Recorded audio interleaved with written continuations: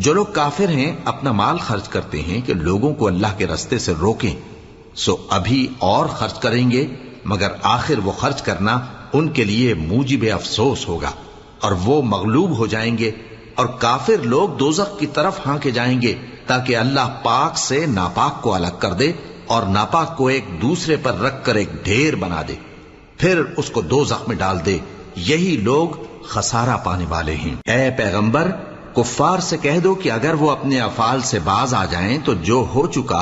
وہ انہیں معاف کر دیا جائے گا، اور اگر پھر وہی حرکات کرنے لگیں گے تو اگلے لوگوں کا جو طریقہ جاری ہو چکا ہے وہی ان کے حق میں بھی بڑھتا جائے گا۔ اور ان لوگوں سے لڑتے رہو یہاں تک کہ فتنہ یعنی کفر کا فساد باقی نہ رہے